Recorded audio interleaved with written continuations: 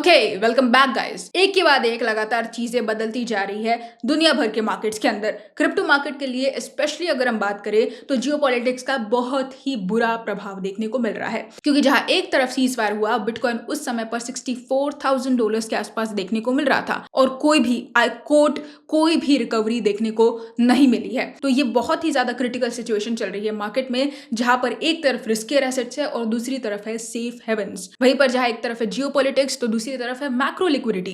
ये सारी चीजें आपस में अब एंटेंगल्ड हो गई है। आज के इस वीडियो में हम इसी एक टॉपिक के बारे में डिस्कस करेंगे। बहुत ही मुश्किल सिचुएशन चल रही है आज के रेट में। पैनिक काफी ज्यादा बढ़ रहा है इन्वेस्टर्स के लिए, क्योंकि जो एक्सपेक्टेड रिकवरी थी वो नहीं हुई बिटकॉइन के अंदर, और बिटकॉइन अब यहाँ से ऊपर नहीं बल्कि नीचे जाने की और ज्यादा कोशिश कर रहा है। तो इस बारे में बात करेंगे। उसके पहले अगर आपने टेलीग्राम ग्रुप को ज्वाइन नहीं किया है तो उसको जरूर से ज्वाइन कर लीजिए, क्योंकि वहां पर बेस्ट अपडेट्स और इंपॉर्टेंट अपडेट्स आपको टाइम टू टाइम मिलती रहेगी। हेलो दोस्तों, welcome to the crypto byte. और आज हम लोग बात करने वाले हैं क्रिप्टो मार्केट की बहुत ही इंपॉर्टेंट अपडेट्स के बारे में।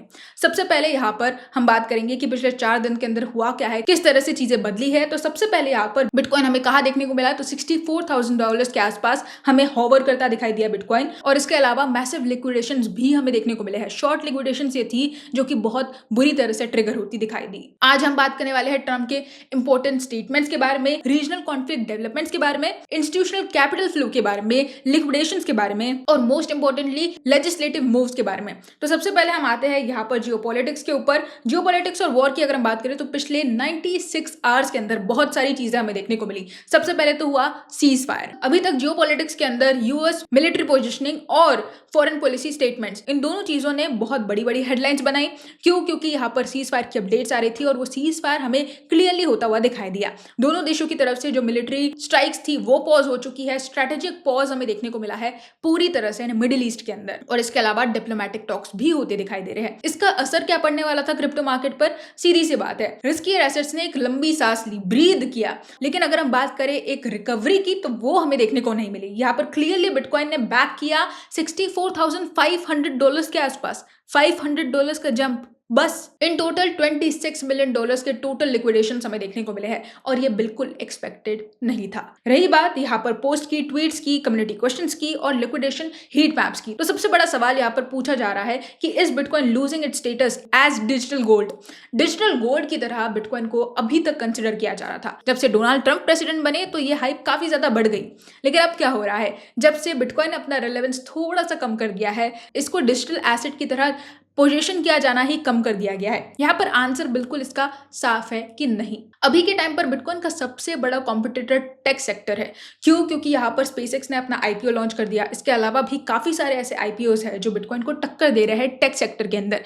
ईआई सेक्टर भी काफी तेजी से बूम हो रहा है, जिसकी वजह से बिटकॉइन का कॉम्पिटिशन काफी ज्यादा बढ़ चुका है, और ये दोनों सेक्टर्स ही इस समय पर बिटकॉइन को काफी ज्यादा आउट परफॉर्म कर रहे हैं। सवाल ये भी है कि are we at the bottom of fear cycle? यहाँ पर हम सबने बुल साइकिल एक्सपेक्ट की थी, लेकिन बुल साइकिल तो छोड़ो, यहाँ पर फियर साइकिल शुरू हो चुकी है। और सवाल यह है कि क्या इस फियर साइकिल के भी हम बॉटम पे चल रहे हैं? इस समय पर बिटकॉइन के जो क्रिटिकल सपोर्ट्स है वो $59,000 से लेकर तो $63,000 के आसपास मार्क किए गए हैं, और $64,000 का जो प्राइस पॉइंट है उसे अज्यूम किया जा रहा है एज मैक्रो बुलिश मोमेंटम। ये चीजें आपको याद रखनी है। अगर ये $63,000 को क्रॉस करके नीचे जाता है तो यहाँ पर एक क्रिटिकल जोन में ये पहुंच जाएगा, जहां से वापस आना बहुत ज्यादा मुश्किल होगा बिटकॉइन के लिए। तो यहाँ पर इन हेडलाइंस को देखकर जज करना बहुत आसान है। वॉर चल रहे हैं, ट्रम्प के स्टेटमेंट्स चल रहे हैं, सेनेट बिल पास कर रहा है, वगैरह वगैरह। लेकिन history teaches us a very clear lesson. History हमें बहुत अच्छा सबक सिखाती है, और वो क्या है? Volatile macro environments are where the long term foundations of digital assets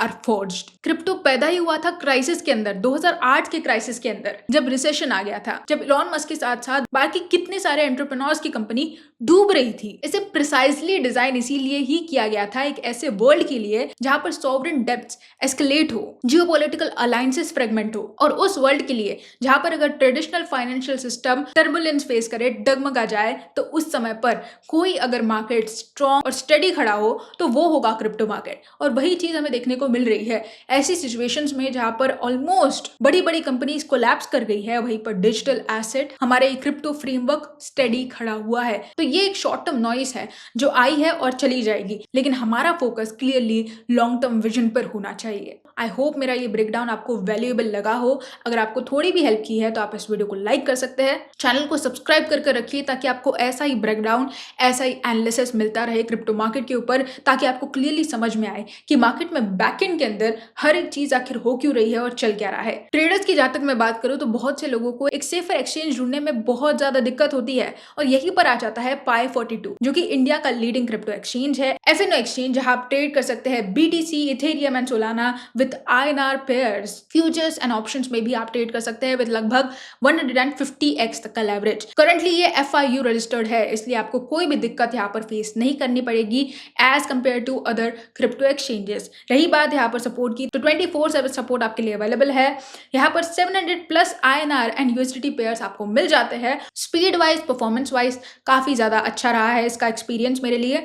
और यहाँ पर एडवांस ट्रेडिंग टूल्स भी आपको मिल जाते हैं, जहां पर आप फ्यूचर्स और ऑप्शंस में आसानी से ट्रेड कर सकते हैं। अकाउंट क्रिएट करने के लिए KYC करना है, एड फंड्स करना है और ट्रेड करना है, दैट्स इट। और यहाँ पर मुझे नीचे कमेंट सेक्शन में जरूर बताइए कि आप में से कितने लोग ट्रेडिंग सीखना चाहते हैं मुझसे, क्योंकि इंडिया में बहुत से लोग ऐसे हैं जो क्रिप्टो ट्रेडिंग नहीं जानते हैं। और अगर आप में से बहुत सारे लोग इंटरेस्टेड है तो मैं फ्री में आपके लिए वर्कशॉप्स ओपन करूंगी जिसमें आप फ्री में ट्रेडिंग सीख सकते हैं। So guys, let me know in the comment section. और साइड बाय साइड एक अच्छी खासी पैसिव इनकम जनरेट कर सकते हैं।